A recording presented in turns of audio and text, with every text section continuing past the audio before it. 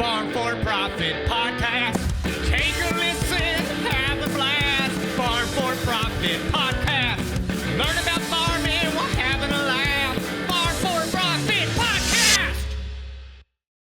Hey, listeners, welcome back to the Farm for Profit Podcast. We're sitting out here in Indiana. We are. Did you just say Indy? Indy. Yeah. So I'm Tanner. I'm David. Corey's here. Yeah. We got all three of us out here. We brought Rachel too.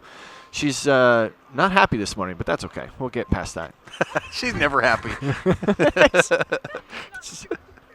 Oh, she says that's not true. But listeners, we thank you so much for tuning into this episode. We appreciate all that you do, especially sending us those topic suggestions. We get asked a lot, how do you guys never run out of content? Well, we never run out of content because of you. That's exactly what happens. So Farm for Profit, LLC at gmail.com, or you can text us, whatever you want to text us, 515-207-9640.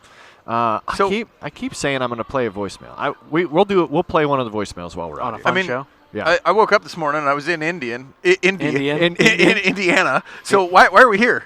This is the North American Conservation and Drainage Expo, and I know why Dave asked me to say that. Because I think since we've been here, you haven't I've said it right every time. No. It's NACADE. We're at the NACADE conference, guys, and that's what you need to know. He starts reading off the truck next to us. Yeah. These guys- Architecture, engineering, environmental They're like, planning. that's not how you say it. I'm like, I International wasn't reading that. soils and conservation and Just say NACADE. You're good. yeah. Yep. NACADE spelled with a C. Yes. Absolutely. Not naked. Not naked.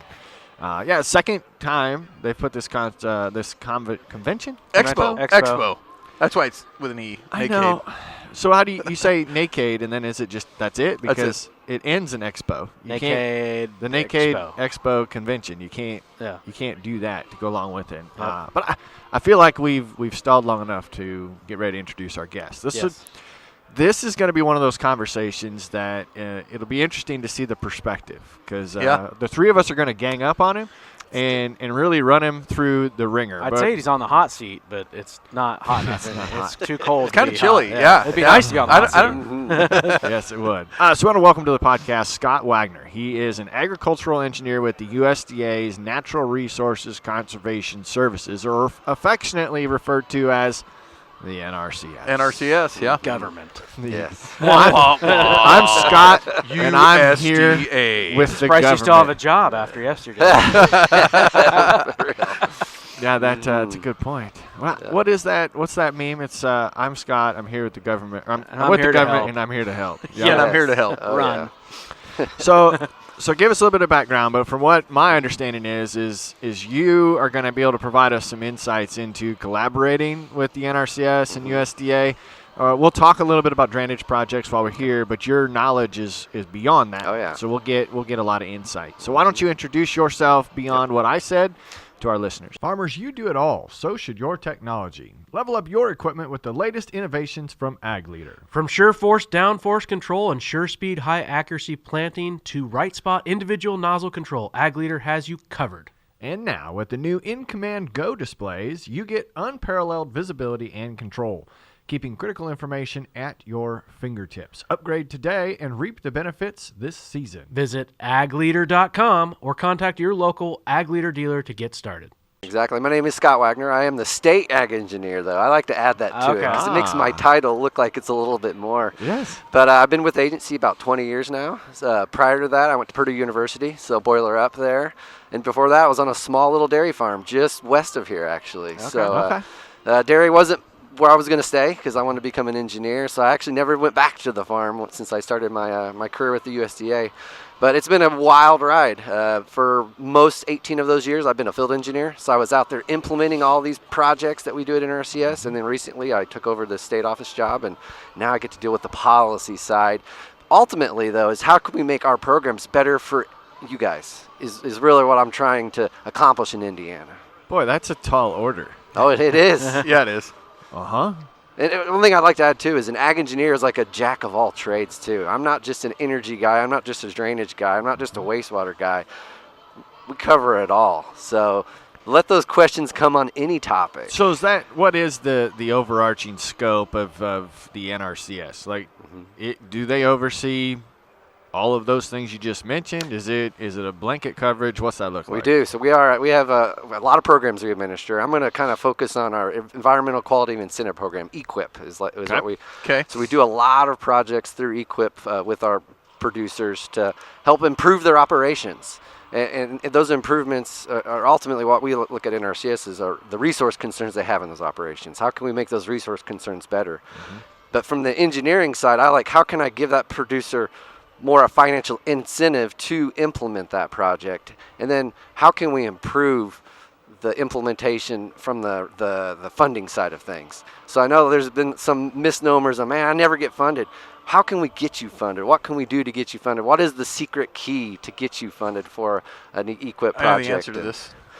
You ready what the answer is? Oh, I'm ready to be enlightened. It's option 3. So every time you call the USDA and NRCS office, if you want FSA, it's option 2. I don't know why they didn't pick 1. And every time you want NRCS, it's option 3. So you want the secret button, you push button number 3 when you get on hold, and it takes you to the NRCS office. Am I wrong? Exactly right. No, you're exactly true. You know, you weren't ready for that, were you? I was not. No, that is too good. Kind of took away the route I was going to go with trying to be funny. But in all reality, your perspective is that you're trying to help us get funding. You're trying to help us qualify. And I don't know if our listeners feel the same way. Sure. I think there's probably more frustration as to how hard it seems or how much work it takes to get to a process or the amount of feedback. And do you feel, Corey, am I out of turn? No, I'm still looking for that secret key. We did some of this program on our grain bin site with Sukup and our dryer, and we started that process in 2022, late 2022, knowing that we were going to do the project in 2023. We still haven't been funded, and the project is done, and we're still waiting for all that crap. But it's more than just the NRCS that we're waiting for, right? There's grant writers and all this other, hoops to jump through. That's probably my biggest complaint is just, like, we've done everything right. It's just the amount of hoops and bureaucracy that we have to go through. Yeah. It's like, let's get funded here. Scott, for our listeners, I know there's a ton of programs. Do you have a number of how many programs there are? One time I heard like 120 different programs of ways to help farmers. What type of programs, I guess? What realm of program? Because there is definitely a lot of different programs. Like to improve your operation, or to from CRP to tile management to EQIP to I know there was a bunch. Oh, yeah. I don't know that all our listeners know how many. I don't know how many are out there. I guess rather is it. Because you grew up with it. But if you still don't, yeah, I know a few. And then you look at state programs and even local county programs, too, on top of that. So the key, that, well, at least I'm going to walk you through the key, is that district conservationist, that conservation planner in that local field office should be able to walk you through all those different programs that are there. And help you with those applications, help you write the grants. We've tried to improve our application process to make it not that you have to be a grant writer to apply for them, but just relying on that conservation planner. So what do we need to do? Take them to lunch? Do we need to buy them a nice bottle of bourbon? Or how do we get Corey's project through to the finish line? Setting up meetings. That's ultimately with those local planners. You could set up meetings with your state office, but we're so far removed from the field and how they implement things. Yeah, I think what a lot of it is like there's just every I needs to be dotted and T needs to be crossed, and like sometimes it's our fault because we didn't know we needed to have something in by a certain time. We didn't know we couldn't start the demolition until this date. There's just all these extra rules, right? That the normal people would be like, I'm getting rid of this grain bin and this old granary. I need to start demolition on it. Oh, well, no, you can't start until June 1st. Or whatever. So why do those types of timelines or deadlines exist? It's just federal government, ultimately. It's how we have to check all of our boxes before we can finally get that implementation going. So is the juice worth the squeeze? Should a farmer engage with government stuff? So I'm going to take corporate America versus me owning my own business. Corporate America, I have to have 3 bids and apply for something to get a salt spreader to make it so people don't fall on the ice. In my small business, I say, go buy a damn ice spreader, and we're done. It's that quick. So in the farmer world, is it better for them to be quick and nimble and just do what they want with their own decision? Or is it better to have government oversight but maybe get incentive? What do you think? Yeah. I think it's the scope, right? If you need to buy a salt spreader, a 30 $100 salt spreader. Don't Go fill out a buy the grant dang thing application. because it ain't worth your time to drive or the phone call. Yep. Right? Know what your worth is. Yep. But if we're talking a grain bin site that we're doing a REAP grant or equip program or whatever that could possibly be hundreds of thousands of dollars, Is the juice worth the squeeze? Maybe worth Yep. it to wait and jump through the hoops and be 2 years later like, gosh dang it, we're still not funded, but like I need that. Yep. So why don't we take the rest of this conversation kind of down the route of let's enter the drainage talk. Okay. And then you mentioned that there could be some other things outside of drainage to fill out, and then kind of wrap up with things that you think our listeners can do to make the process easier on themselves or build that relationship. We got one thing already. You got to know your local person. Yeah. Yep. And find out if they like wine or if they are a steak Bourbon fan. or okay, fair enough. So tell us, you're here, obviously Drainage Expo, putting this together. Help us understand what types of water management practices or projects that our listeners could potentially get into an EQIP program. Sure. So the first one is the drainage water management, so our 554 program. And I'm going to try not to talk numbers, though, with a lot of our practices we offer. But having that drainage water management is really managing the water on your operation.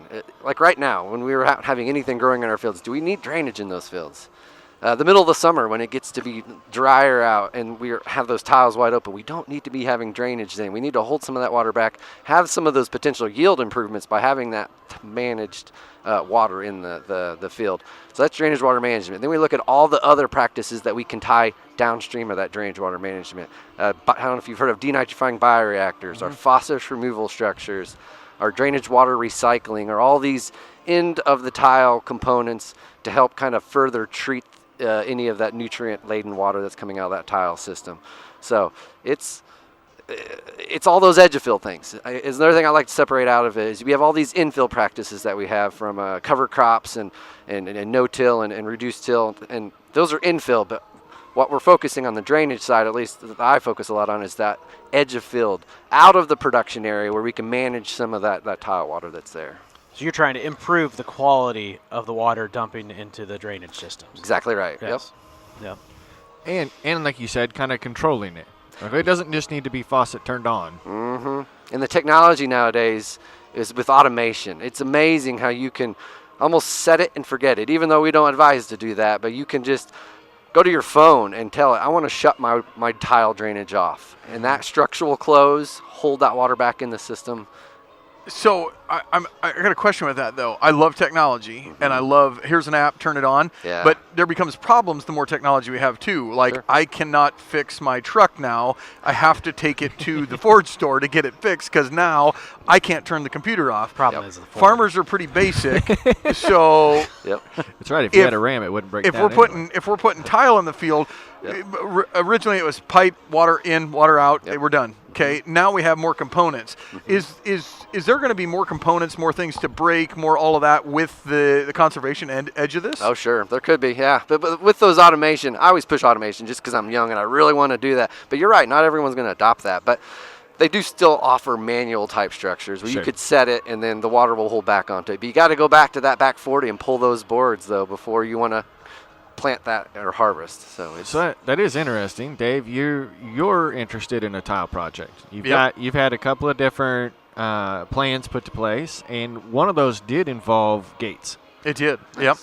There's a water control valve system on the exit that has those boards in it, or we could do what he's talking, and that is the digital where we can turn it on our app, set a level, and then it will either hold water back at a certain point or let water out. So were you looking to get NRCS equip funding to help with your project, or were you looking to, like you said, to small business it and just do it?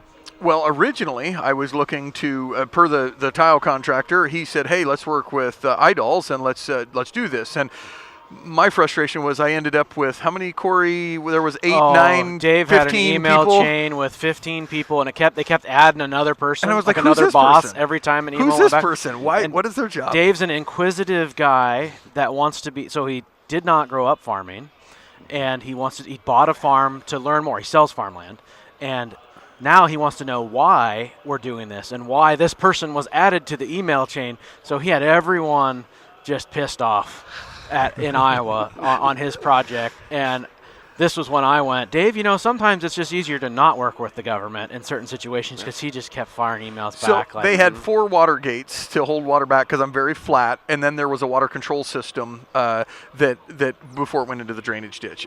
But really, it came down to dollars and cents. And so I'm still making the decision right now. I have 2 different tile plans, one that was engineered by the engineers, one from the tile contractor. Tile contractor just said, let's put pipe in, drain it out in the drainage ditch. Whereas working with USDA and NRCS, it was a bit more complicated. Sure. There was double-walled pipe. There was bigger pipe to be able to hold that water back, which when you did just the difference in the math of the pipe and how much time it would take to put it in, the tile contractor was about $20,000 more.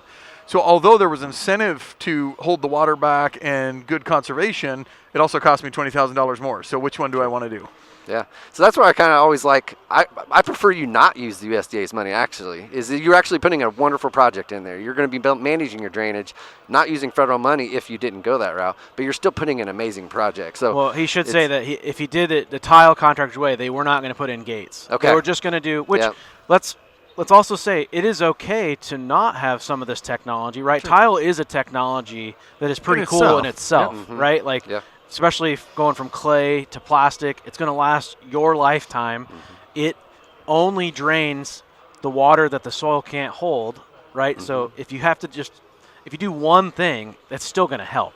Just because you're not holding the water back doesn't mean you're not doing the right thing. But there are certain situations that the gates could that yield improvements is the biggest thing. Is when we're talking drier soils in the summertime, if you could hold that water back just a little bit longer and have the roots get down to that water level, you could hopefully have and that's where I started asking questions, is asking those engineers, well, how much more yield am I going to get? And have we proven that this works? And have we, and the questions just kept coming and coming and coming. And finally it was like, either just go with it or don't. I think that the biggest problem was they made you pay $4 or $5 grand for engineering of a program or of a plan. Which I was reimbursed for. Okay. Yep. Right. But he kept asking questions like, I want to know why. Right. And then the people on the other side were go, well, you just do it because this is what we said, right? We're with the government. We're an engineer. We're here to help. Why do you need to know? We know more than you. I think that's what you were getting. It's like, I'm just curious. I'm literally, I sell land. Clarify, Scott's from Indiana. Yeah. Dave's doing this in Iowa. Yeah. Well, I had if it was Scott's office, it wouldn't have been enough. No. If it was in Indiana, definitely come to me too. If at least it's Indiana, because I want to make it so it's easy for you to understand it as possible. Like the government used 15-inch double-walled pipe, and there was lots of it, which was very expensive. Sure. But then the tile contractor says you don't need that. We can get with 12. Yep. And I'm like, well, wait a minute. So we have an engineer saying one thing, and we have this. And I started asking, well, don't we all use the same modeling software? Yeah. And the tile contractor was kind of like, yeah. I'm like, so wait a minute. They're probably using the same modeling software that some engineer built somewhere. Even if you're not an engineer, they're still typing it in the computer. Yep. And the coefficients, everything should be the same, right? Why are they different? Yeah. So very frustrating. And not a lot of people could answer that question. Oh, yeah. And, since I'm an engineer, I'm just going to say it's probably safety factors is probably what they added to it. Thinking that maybe your implementation or maybe some reason, I'm not going to guess what it is, that you were implementing it, it wouldn't have done it the same way. So a safety factor. So exactly. They pulled up Dave's traffic stop reports. Yeah. This guy's a reckless driver. He's probably also going to be a reckless water manager. Yeah. Well, I think the government is known for maybe overdoing things, overbuilding, especially engineers in general, right? Sure. We're going to overbuild this because I don't want it to fail. My project a couple years ago on a landlord's farm, I had 2 waterways that I wanted to redo, and we wanted to hold back some water and meter it out so it wasn't washing the timber away on the inside. Went to the NRCS. It was going to be $30-some thousand. And my landlord goes, I can't. That was more than what I pay him in rent in 1 year. He just bought the farm from his estate and all that. Like, I can't. So even with incentives, $30,000. Even with it was ridiculous. Yeah. I mean, it was a very large lot. They wanted to move a lot. They wanted to do this big, immaculate structure. Sure. And I got with a guy that knows dirt work really well, and we ended up doing both projects for $5 grand a piece. And they work great. And we meter it out. Like, we had the plan. Like, right? Like, we can do this. We don't need to move all that over there. And so like, I think that's what farmers' frustration with the government in general is like, it just doesn't need to cost that much or be that, So hopefully, maybe Doge, we can the Department of Government Efficiency, like we can find some middle ground because like you guys have a very important role as well. But farmers, I mean, shoot, we're growing a commodity that's just the cheapest thing ever. Like, we just can't pay some of these prices, even with the incentives. Yep. It's crazy. Yep. So as we take our listeners' perspectives, we kind of already learned through Corey that you need to engage early. Mm-hmm. So how should we engage with the NRCS, the USDA, if we want to look at a project or find out if something qualifies, to make sure that it goes as smooth as it can? Yeah, again, that local point of contact is what it comes down to. Even if you don't engage with NRCS, at least engage with your local soil water conservation district that's there in that county, because it's really, we want that locally led conservation being implemented. And being a federal, like we've already talked, the bureaucracy that the federal government is, it's a lot of checks and a lot of balances, but just engaging with that local office is I think my biggest. One of my push biggest for it. things I would say for farmers, like if you think you have a project that you might do, start early. Oh, yeah. Like if you think it might be next year, you have to talk to them now, because what I want you to do is explain the funding that is coming into this and the waves, and like how I might talk to you one day and it's like we don't have anything, and then next week it's like, oh, we got another $50 million, to do whatever. Yeah. Like, so how does that process work in the funding world? Oh yeah, so usually every year our fiscal year starts on October 1st,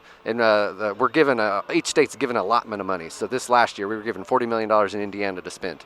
Now that's all of our projects, so we have to rank them and figure out which one's there. But we had our application deadline is where you have to have an application in for at least EQIP by in Indiana it was December 4th, and I imagine Iowa's probably pretty close there. And other Midwestern states is probably around the end of the year, is to have at least that application in to show that you're interested in that funding. And then the ranking period usually takes another 3 to 4 months later, and then hopefully you'll be funded then. But if you didn't get ranked out correctly or high enough, then you'll have to wait for that. That was next several of funding our. cycle. That's why ours got pushed back so much. We were literally waiting for the funding, and we kept missing. Type of. There was other projects that were more important, or whatever, that they ranked higher. Yep. So you have to own the farm for a year before you can do any of these projects, correct? No, not at all. No, you can be a person that farms on that ground there. So you can be a producer as long as I thought CRP you had to own stuff for a year before you could put it into CRP. For CRP, yes. Okay. For EQIP, no. For EQIP, no. For CRP, yes. So CRP is a FSA program that they administer. Yep. So Another EQIP. acronym. Got it. Yeah. Right, CRP. We need to come back to CRP and talk about your deal.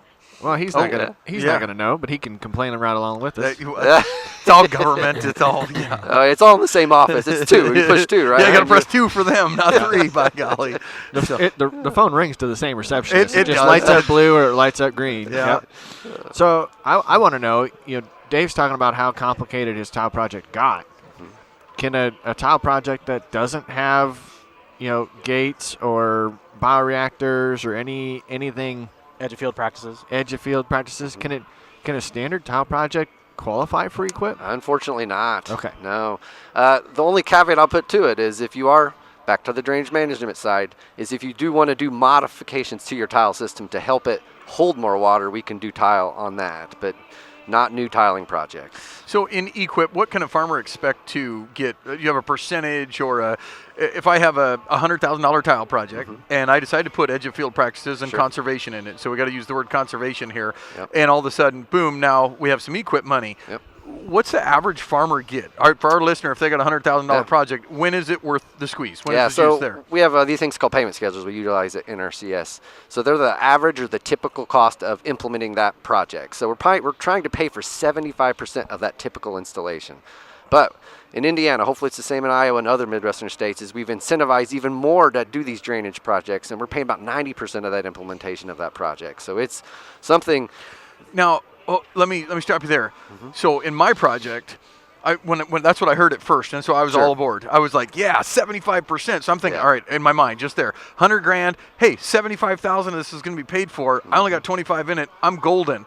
And then I went forward, and then I was like, no, that's just for the control valves and the water gate system. All the pipe, you got to pay for that yourself, there, buddy. So it was like, hey, we'll actually pay $5,000 of the $100,000 project. So not to sway. And I think what we ended up finding was the contractor was still charging for those valves, it was just built into the price It of was the built pipe. into his pricing. You know, like they were getting paid because they knew that you were getting paid. Correct. So they could raise their price. You know, But- it's kind of like when a roofer comes in and knows your house got hail from yeah, yeah. insurance. It's Insurance. Like, oh yeah, The full price is price. up. We're going up $450 a square. You know, It's like not whatever. 75% of the total project. Exactly right. It's Yep. just 75% of the conservation Of the practices. qualifying. Exactly right. Okay, I just want to make that clear. Qualifying. Yep. Yep.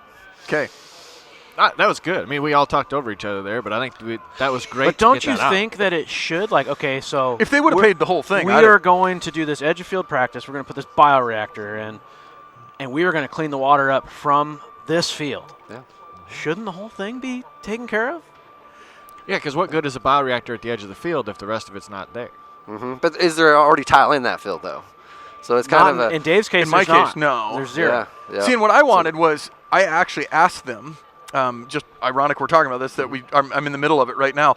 I said, well, hey, this guy will do it for $68,000 with just normal tile. I'm going to say normal, air quotes.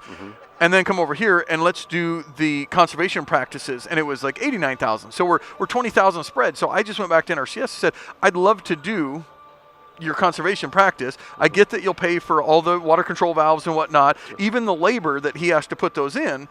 But there's still a $20,000 spread. I'm not asking you to pay for the whole project. Will you guys pay for just the spread so I can make it the same as what I do before? And the answer is no. Yeah, unfortunately not currently with the way how the program is created though. Like I didn't So- want, like Corey said, to pay for the whole field. I just wanted to like make it even Stevens so that it was like, hey, the government wants to encourage conservation. I get it. Well, then make it even. Yeah. Make it an easy answer for me, and it wasn't an easy answer because it's a $20,000 hurt answer. Yeah. But that's not a bad question, because I would also challenge the process of, if Dave's got a tile contractor or maybe even an engineer of his own that said they could use 12-inch versus 15, is there a way to talk to the engineers and say, can we run your design with 12? Yeah. I mean, like I said, there are probably extra safeties built into it. But I think can having you, that communication, that open communication with that planner or that engineer to say, hey, can we really go with what the minimum is on this project and not what the average or the most flow in that project is. So,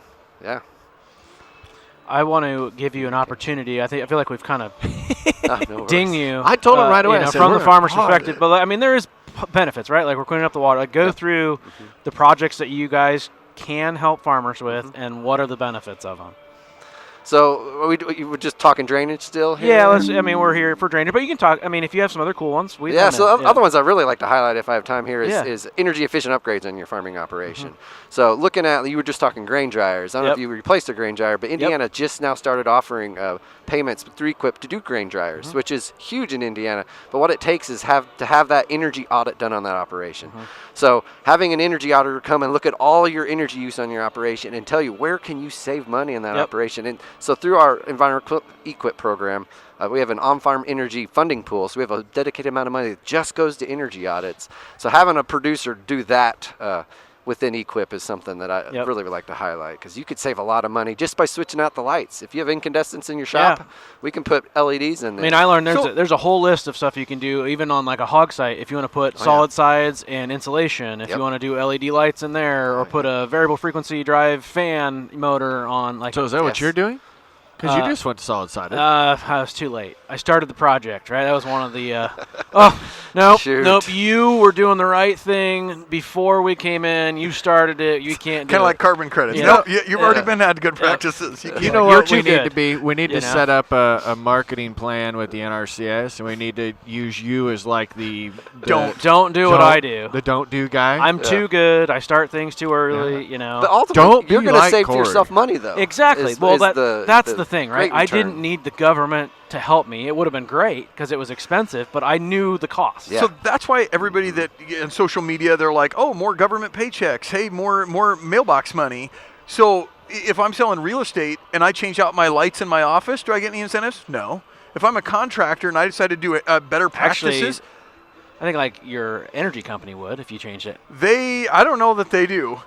Really? But and if it is, it's the energy companies, maybe the rural electric cooperative, not necessarily the government. So this is where people get bent out of shape. That's government though on the backside.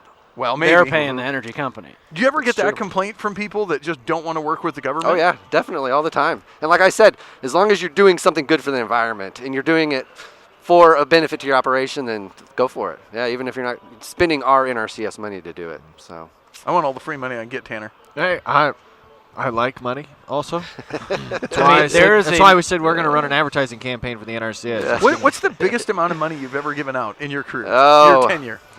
So we have a $450,000 limit. So that, right there. These are waste storage facilities is what we're talking on that. So to store manure. We're talking large storage barns to store manure.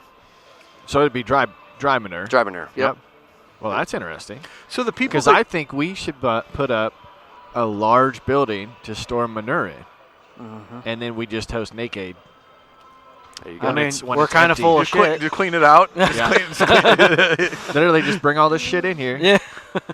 Would that pass? Kind of stinks. Yeah. No. Once you finish that contract with us, we have no way to ramifications come back at you if you're unfortunately. If you were composting it, you could probably get it heated up pretty good. And it wouldn't be so cold. And if you had the right type of ventilation, you probably wouldn't even smell it. Yep. Yeah. Where have you guys been? We just got back from the Custom Harvesters event where operators from across the country couldn't stop talking about Steinbauer performance modules. Yeah, they're seeing up to 25% more power, better fuel efficiency, all with smarter injector duration and not altering the rail pressure for safe and reliable performance. If you're looking to maximize your machine's potential, go to steinbauer.us and tell them Farm for Profit sent you to get yours today.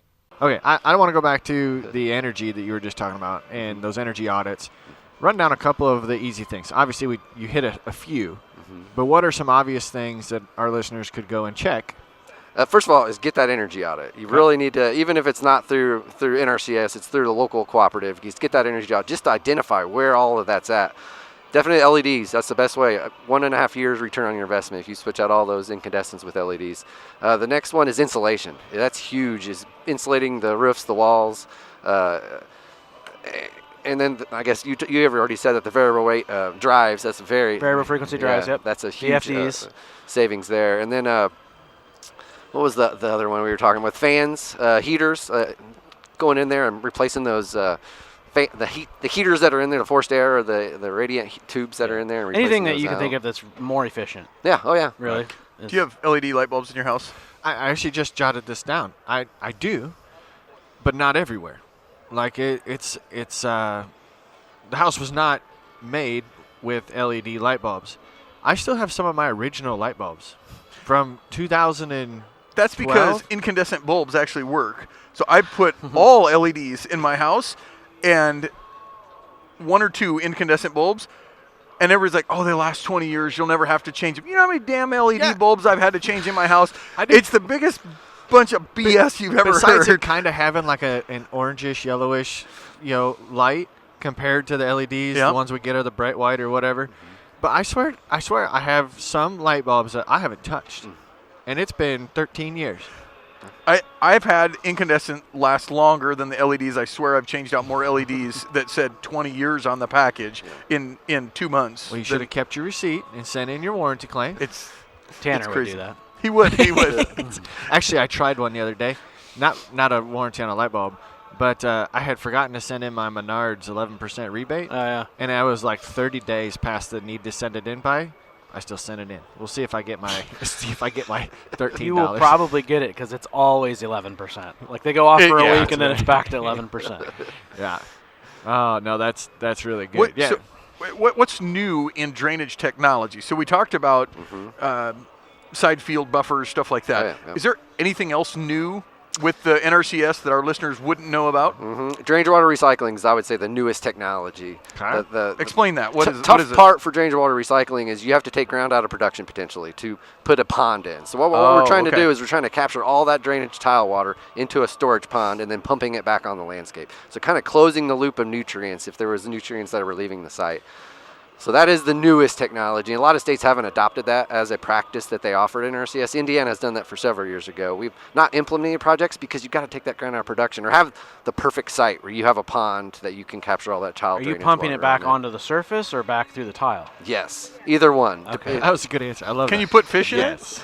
You can put fish on it, yeah. Like, so if somebody wanted a pond anyways for their grandkids. But it's going to be so full of nutrients, they're just going to come out looking like. Oh, we're gonna put a buffer system on the side. You can't eat them. You can't eat them. They're just for catching. I'm kidding. I'm talking about what the headlines are saying. I was picturing The Simpsons again with that fish. That, the people, nuclear reactor. People say that, but I do think people think that. But I think water going through the soil table into a tile and coming out is way better than this water table is saturated, and the water and the sponge can't take the water, and then it washes the topsoil away. Right? Like, it's healthy to have a soil that can take water. Oh yeah, definitely. Right? Yep, healthy soils. So I hate that. When they were doing the Des Moines lawsuit, big lawsuit, and they were wanting to just go cap tile lines. I'm like, you guys want to see more nitrogen in the water? You go cap all of our prairie potholes and wash the topsoil. I mean, that organic matter away. I just love the debates in those forums. I know we're getting way off in the weeds. where you see lawns fertilized in the spring, in the summer, and the granules are on the concrete, and then it rains and washes them down the driveway. Yeah. It's all everybody contributes as far as that goes. Yep. So I think it's time for us to talk about some common mistakes. We've heard about Corey's mistake, and he's late to the game. Corey's too slow. We've all known that for a long time. Or too fast. No, you're too slow. Premature, if you will. You're slow. And we could just kind of rail on you for a while. Let's go. I'm here. I'm a big guy. I can take it. So yeah, he starts things before he starts the process. Does the work before he makes his communication started. We know that's a mistake. What are some other things that you've seen delay a project or kick it out? I mean, that's pretty much it. Is the delay in communicating with the NRCS is really the biggest one. I can't think of any off bat right now, really. So can we rally our audience together and like send letters to the White House? Yeah. And say that's a stupid rule. Oh yeah, and that is the one way you can really get a lot accomplished, is to talk to your local congressperson. Hey, I don't want to go into the weeds, but we always get these congressional inquiries at our state office, and it's because of a producer didn't like what they had. So then we have to go figure out why did we not do things right. So yeah, that is an excellent way to do it, is just talk to your congressperson. Federal Congress. I mean, local maybe. I do hope that, like, I'm serious about the Doge or whatever. Like, there's been a lot of stuff on X, on Twitter, about, like, we need to get people out of Washington, like, from the USDA and out to the actual, like, you're in Indianapolis, right? You're in farm country, right? That's good that you're here and you know the pulse, but, like, people in Washington are so disconnected from what we're doing out here, and I'm sure you see that too, but, we need some of these rules changed of, like, hey, this guy he was already doing the right thing. He started the project, but like he still qualifies, right? He's doing something good and efficient and helps the environment. Like, come on, right? More normal, private industry knowledge type ways to handle your business. Right? Yep. So, yeah. So then to cap it off, the advice side. Obviously we know not to sit there and start the project before we go through that. What advice do you have besides reach out to your local person, or is that just it? That's who you build the relationship with. Yeah, your local person ultimately. If you really want to piss off the local person, I'll give that advice. The other advice too is to come to shows like this where we're here today, and go to other farm shows and just see what is out there. What is the technology that's there? Talk to the other producers at those farm shows to just get a heartbeat on what's going on. So it's good to see you guys here at this one though to talk drainage. Besides you coming to places like this and talking to us, how do you guys promote these projects? That is the tough one. Other than the AD, Keegan Colt. Oh yeah. Working with him to try to get more promotion of edge of field stuff. So working with those partners to help us do our job. Maybe you should put some of that funding towards podcasts like us or other people. I mean, I'm not saying just us, but like this is where the eyeballs are now, right? Yep. It's no longer just magazines or just TV or whatever.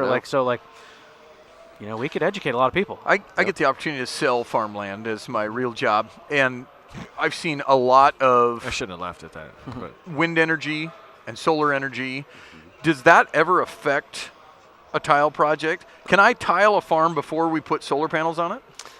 That's a huge question for a tiling contractor on that, because of the experience I've heard, at least here in Indiana with some of our large solar projects, is they have to go in and do a lot of modifications to that tile system, because it's going to, the posts that they put in the ground are really going to affect that drainage of that tile. So Yeah, ask a contractor on that. I don't have the good experience. Is there any from government that, goodie, tax incentive, et cetera, and like, oh, hey, you're doing a wind project, and we can do some conservation at the same time? Is there any Sure. mutual? So we were actually looking in that, working with our partners at FSA, Farm Service Agency, on, hey, can we plant cover underneath these and pay for a cover crop or a buffer? But we have, unfortunately, been unable to do that currently. Okay. I was part of a deal last spring. It's called agrivoltaics. Okay. And I it forgot was about about grazing and growing different crops that maybe don't need full sun underneath solar panels. So Iowa State was actually looking at different ways of installing solar panels, height and orientation, livestock, gardens, community gardens, all that kind of stuff. So like that was kind of cool, right? Like even if you don't maybe agree with the solar, maybe there's a way that like you still could make that ground productive underneath of it, right? So you probably can't have cattle, but you could have like sheep, Right. you know, type of a deal. So that's kind of cool. I don't know if there's any government How programs about for that. entity structure? So we go into NRCS office. We decide we want to do a project. Maybe we have Hillebo Family Farms, and then we have Corey Hillebo owns his own farm, and then maybe there's Hillebo Whitaker Partnership Farm. Sure. All Is right. there, I always get left is there out. something that we should go in and say, hey, we're going to start a corporation, all three of us, and is there any incentive to changing the structure when we go in? No, I don't think there is. At least looking at it from our program side, there's no perks to do that. What about your max? So $500,000, 450,000. Currently with the 2018 Farm So Bill. you're that's better what to it stay in is. 3 separate entities. I was going to there. say, can we stay in 3 separate entities and do 450 with him, 450 with me, and 450 with him if we're a big boy? Yep. Okay. So there is a little incentive in structure. Nice. Yeah. And that's annually, 450 annually? That's what the current Farm Bill is. So it just got re-upped for one more year. So they're definitely, hopefully, going to pass a new Farm Bill this year. I'm sure that number's only going to go up, though, because the previous Farm Bill was 450. So Okay. So where Corey said he's waiting for other projects to be first, I think of this like elk hunting. I apply for an elk tag, and there's bonus points. And if I apply every year, I get bonus points, so I'm ahead of Corey when I go elk hunting. Is there anything I can do government-wise to be ahead of everyone else? No. The only thing, I guess the other, coming back on your previous question, is to really try to address everything in your operation. Don't just do, I'm narrowly focused on edge of field, like, I want to put some cover crops out there too, in addition to this. So it kind of makes your ranking even higher. Because So there is a bonus There point is of sort. kind of a Yeah, point I figured there system in might the be. ranking. Yeah, as we said, ranking, yeah. So don't be narrowly focused on that one tile. Look at what other things in your operation from an environmental side can we do better. It makes you rank a little higher. See, that's what they wanted us to do, they throw the hog site in with our grain bin deal. Yep. And it was a separate entity, and this wasn't going to line up for us to do them both at the same time. Sure. Right. Yeah. So Interesting.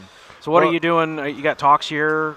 I this do, week? yeah. Here, actually, in 30 minutes here, I'll be talking about NRCS and what we do in Indiana and just all of the priorities we put towards drainage. Like we've adjusted our ranking in Indiana here to give more points to drainage projects. So if you walk in and you don't have a drainage project, you're not going to rank as high as that drainage project. So Is that just you, or is someone else going to drill you on the stage up there? no, it's just me. Hopefully, You get to control you the guys can stay conversation right up there. here. Yeah, okay. Yeah, he doesn't want any help. So.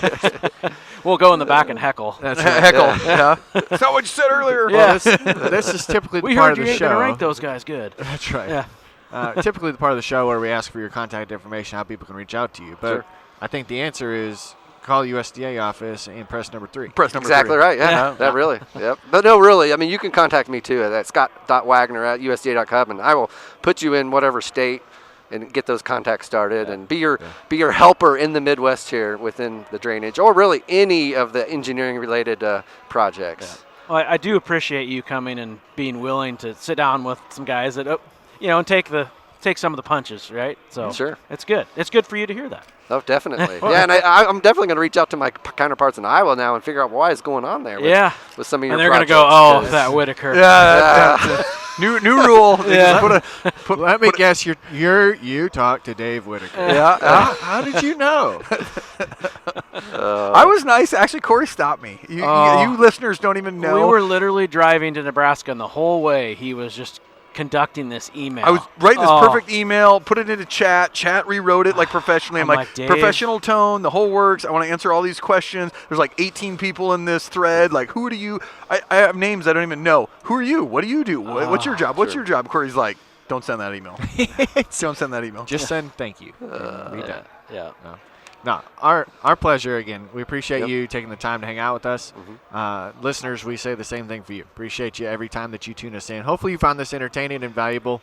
And I do think if you can build that relationship and find out if your maybe your local NRCS office likes Swedish fish. You can go get them Swedish fish. There you go. Yeah, You got some on the truck. even though they stick to your teeth. Yeah. You know what you can't do?